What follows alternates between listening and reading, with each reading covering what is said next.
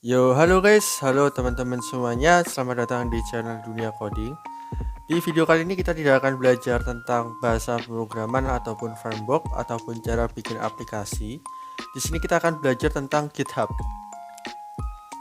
Apa sih itu GitHub?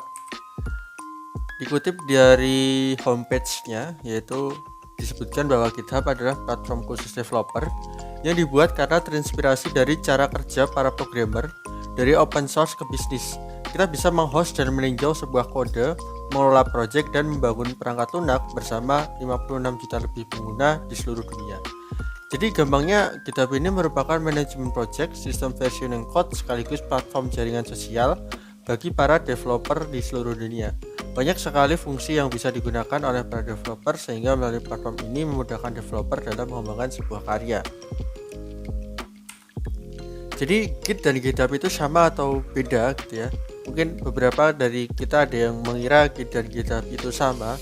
Jadi bisa dibilang Git dan GitHub ini berbeda teman-teman, tapi saling mendukung gitu ya. GitHub itu adalah layanan cloud-nya atau yang untuk menyimpan project kita, sedangkan Git itu adalah version control system yang bertugas untuk mencatat perubahan seluruh file atau repository suatu project. Jadi bisa dibilang Git ini adalah remote-nya, kemudian si GitHub ini adalah penyimpanannya seperti itu. Oke, jadi sebelum teman-teman melakukan atau mempelajari GitHub, saya sarankan teman-teman mendownload yang namanya Gitbash. Gitbash ini gunanya untuk agar terminal teman-teman itu menjadi lebih enak gitu ya.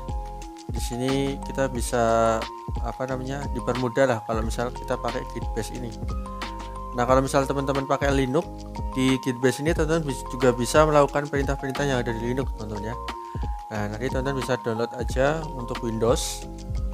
Jika sudah, teman-teman bisa masuk ke websitenya. Nah, cuman perlu diingat teman-teman, ini harusnya daftar terlebih dahulu ya. Cuman di sini karena kebetulan saya sudah punya akun gitu ya, jadi nggak bisa daftar ulang. Nah, nanti teman-teman bisa daftar nanti harusnya gampang teman-teman ya, karena yang terpenting itu teman-teman punya email aktifnya saja, nanti langsung dikirimkan seperti emailnya gitu. Oke, jadi ini adalah tampilan utama dari sebuah GitHub teman-teman. Di sini teman-teman bisa memperkenalkan diri teman-teman ya, bisa edit profile di sini seperti ini punya saya. Kemudian di sini teman-teman juga bisa tampilkan seperti ini ya. Ini kalau misal diedit itu sebenarnya saya juga cari di internet teman-teman ya, caranya biar menjadi menarik. Ini teman-teman bisa copy aja ya kalau misal tampilannya pengen kayak saya. Jadi GitHub ini bisa jadi sarana portofolionya teman-teman kalau misal teman-teman pengen melamar pekerjaan gitu. Nah, nanti teman-teman bisa membuka kodenya teman-teman kemudian direview gitu ya. Caranya bagaimana? Caranya seperti ini. Misal di sini saya ada project yang public seperti ini ya, point of sales with Laravel.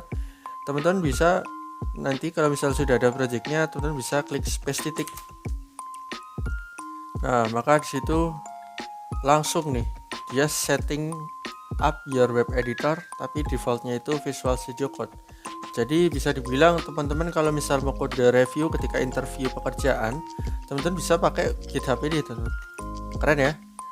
Nah, itu adalah sedikit fitur mengenai GitHub yang terbaru. Nah, selanjutnya kita akan buat yang namanya repository baru, teman-teman bisa klik new. Kemudian di sini saya kasih namanya test. Deskripsinya opsional teman-teman. Teman-teman bisa tulis kayak contoh ini adalah project untuk apa gitu ya. Nah, di sini ada dua pilihan, yaitu public dan juga private. Di mana public ini repository kita bisa dilihat oleh banyak orang, sedangkan untuk privat ini hanya untuk kita dan juga yang kita invite gitu. Jadi privat ini untuk project-project pribadi atau project-project freelance gitu ya, yang kodenya itu gak boleh sembarang dibuka gitu. Oke, selanjutnya teman-teman bisa create repository. Harusnya tampilannya seperti ini ya teman-teman. Jadi di sini kita dikasih komen-komentar atau perintah-perintah yang harus dilakukan untuk melakukan push, teman-teman ya. Nah, sebenarnya ini mudah aja, teman-teman bisa tinggal ikuti ini saja. Cuman biar paham gitu ya, ini artinya apa, kita bisa coba bareng-bareng ya. Di sini saya akan buat sebuah file. Jadi di sini saya punya folder yang namanya test. Isinya adalah catatan seperti ini, belajar Node.js, PHP, REST API. Nah, di sini kita nge-pushnya jangan project dulu teman-teman ya, karena kalau misal kita nge-push project codingannya banyak, pusing ntar. Jadi kita pakai yang catatan sederhana terlebih dahulu. Di sini kita bisa git bash here ya, kalau misal teman-teman sudah install git bash. Nah, ini adalah terminalnya teman-teman.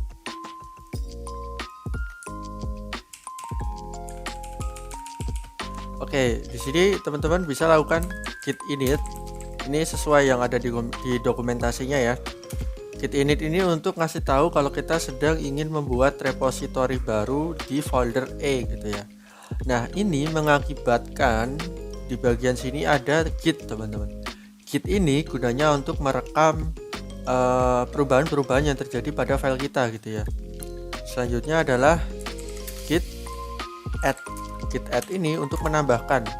Kemudian selanjutnya adalah git commit main m. Nah, git commit ini gunanya untuk memberikan komentar.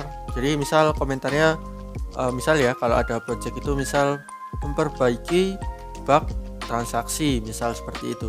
Nah, cuman di sini kita coba aja kasih dia tes 1 gitu ya.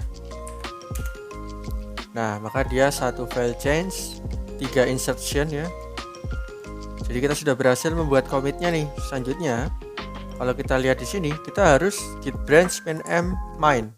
Nah, cuman sebenarnya ini itu adalah versi singkatnya teman-teman, yaitu git branch kemudian di checkout gitu. Jadi kita suruh bikin branch baru karena kan defaultnya master ya, dan itu tidak disarankan. Jadi kita bikin aja di sini git branch. Ini saya tidak mengikuti dokumentasinya karena saya pengen biar kalian tahu teman-teman ya. Git branch main, kemudian git checkout main. Ini sama dengan perintah yang tadi, cuman yang tadi itu dipermudah teman-teman ya. Selanjutnya kita tinggal remote nih. Kita sebenarnya hanya perlu mengisikan ini sekali saja, karena selebihnya nanti kita akan lakukan yang ini. Kita paste. Kemudian di sini kita git push origin main.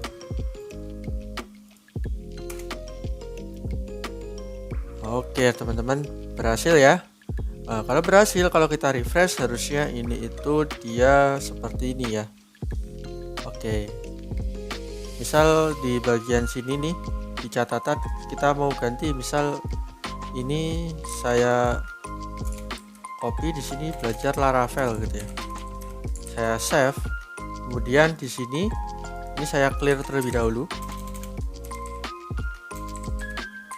Kemudian di sini kita tinggal tuliskan saja seperti ini. Git add. Karena kalau misal kita git init mesti isinya adalah initialized ya, atau bisa dibilang ini tuh udah didaftarin gitu. Kita bisa git add. Ups. Bentar. Clear git add. Kemudian kita git commit saja. Misal ini adalah tes 2. Nah, 1 file change ya. Kemudian kita git push. Kita nggak perlu remote lagi teman-teman, karena kita sudah melakukan remote kan. Remote itu hanya perlu dilakukan sekali saja. Kita git push aja. Perintahnya sangat simpel ya teman-teman. Git push aja, nggak usah git push apa gitu, nggak perlu. Selanjutnya teman-teman lihat di sini. Tes 1 ini menjadi tes 2. Kalau kita lihat di sini perubahannya, dia ngasih tahu teman-teman kalau perubahannya itu belajar Laravel gitu. Gitu ya. Jadi lebih enak kalau kita kerja tim seperti itu. Kalau misal ada perubahan. Mungkin sampai sini dulu teman-teman tutorial kita pada kali ini. Di video selanjutnya kita akan mencoba untuk fitur-fitur dari GitHub ini yang lain gitu ya. Contoh nanti kayak kita ngedelete repositorinya seperti apa, kemudian cara mengganti public ini ke privat bagaimana, dan juga kita akan belajar bagaimana kerja tim. Jadi misalnya ada 2 file kemudian kita gabungin gitu ya. Oke teman-teman, sampai sini dulu videonya, see you in the next video.